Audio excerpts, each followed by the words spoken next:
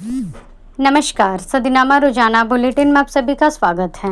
मैं रूपा रजक आ गई हूँ लेकर 19 अप्रैल 2026 का संपादकीय, जिसका शीर्षक है जो डर गया वो मर गया, जो डरा नहीं वो जीत गया, जय बांग्ला, जिसे कलमबद्ध किया है हमारे अतिथि संपादक कुमार जगदली सुनील ने। आज का हमारा विषय कहावत को लेकर है। जैसे कि जो डर गया वो मर गया, ये काफ़ी विश्व प्रख्यात कहावत है। बात करते हैं बांग्लादेश की, हमारी पश्चिम बंगाल की। वोटर को लेकर जनता ने आज खुलकर वोट किया। जानते ही संबंध में आगे क्या कहते हैं हमारे संपादक महोदय। पश्चिम बंगाल में सत्ता परिवर्तन विरोधी राजनीतिक पार्टियां कभी भी करा नहीं सकते। यहाँ का चुनावी इतिहास इस बात की तकदीर करता है। बंगाल में सत्ता परिवर्तन आज तक वाम मोर्चाओं हो या स्वयं तृणमूल कांग्रेस की अधिष्ठता ममता बनर्जी ने नहीं कराया। सत्ता तब बदली जब यहाँ के वोटर भय से मुक्त होकर मतदान किया। सन 1947 से 77 तक सिद्धार्थ शंकर राय की कांग्रेस सरकार रही हो या सन 1977 से 2011 तक 34 साल तक लगातार 7 बार की वाम मोर्चा सरकार। वर्तमान में 2011 से 26 की तृणमूल सरकार की निर्वाध तीसरी पारी तक। सन 1977 में वाम मोर्चा की सरकार तब बनी जब पाँव में स्लीपर, कान में आधी जली बीड़ी फंसाकर घूमने वाले कॉमरेडों ने बंगाल की आम जनता, खेतीहर मजदूर, चाय बागान के श्रमिकों, कारखाने में काम करने वाले 5 रुपये साप्ताहिक मजदूरी पाने वाले जूट मिल मजदूर वर्गों को उनके मालिकों के प्रति विद्रोह बना दिया। पूरे बंगाली जनमानस के साथ यूपी, बिहार और ओडिशा के प्रवासी मजदूरों के अंदर से मिल फैक्ट्री के मालिकों द्वारा काम से ही निकाल बाहर करने के डर को पूरी तरह से निकाल दिया गया। पूरी तरह से नहीं निकाला। इसके लिए धोती और बगैर प्रेस किए हुए कुर्ता कमीज पैंट पहनने वाले कॉमरेडों ने लगातार 15 साल तक बंगाल की जनता को भयमुक्त किया था। उनका वामपंथ के प्रति विश्वास जीता था। इसके उपरांत ये बंगाल की सत्ता पर दखल के बाद पहली वाम मोर्चा सरकार ने यूनियनबाजी का ऐसा कुचक्र चलाया कि टाटा, बाटा, हिंद मोटर, हिंदुस्तान लीवर जैसी कंपनियां बर्बाद हो गईं। जूट मिल मालिक तबाह हो गए। 5 रुपये पाने वाला मजदूर 356 हफ्ता पाने के बावजूद हड़ताल और तालाबंदी की वजह से बंद से बदहाल होते गए, बदतर होते गए हालत उनके। पलायन को मजदूर हो गए। ये मजदूर पलायन को मजबूर हो गए।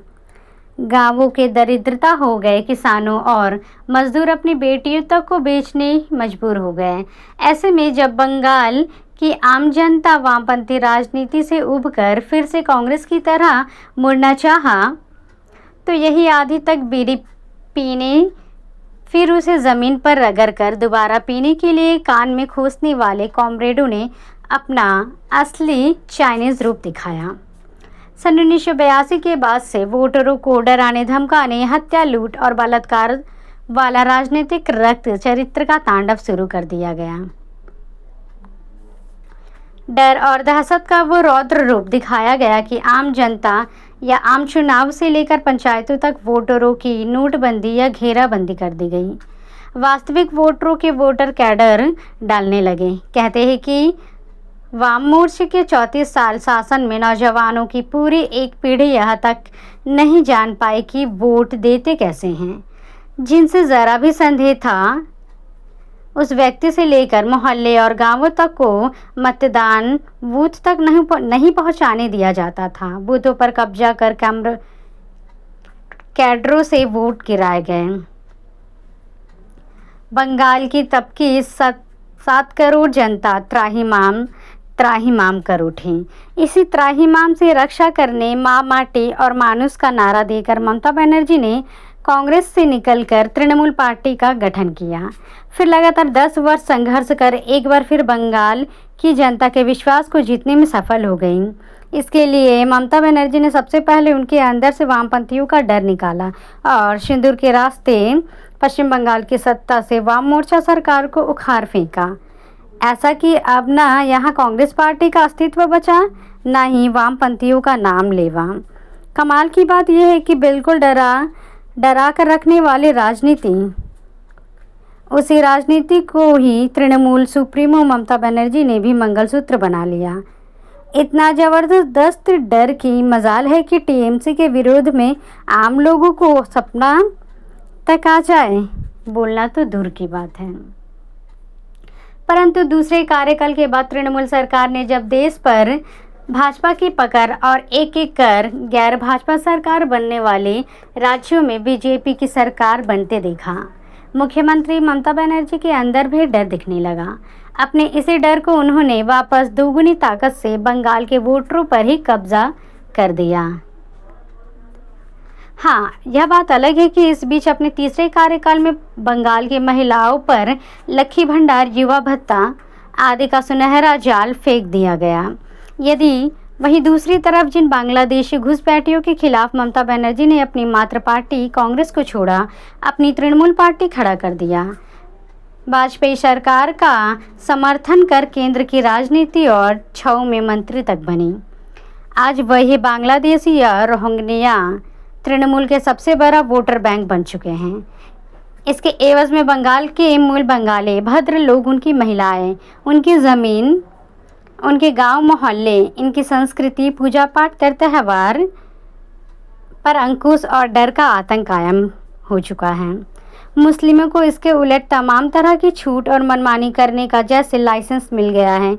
मध्य बंगाल से लेकर दक्षिण बंगाल और ग्रेटर कोलकाता तक, गांव के गांव, शहर से महानगर तक, कस्बा से मेट्रोपॉलिटन शहर तक, बिल्कुल वही क्या, उससे भी कई गुना ज़्यादा डर और दहशत का माहौल है।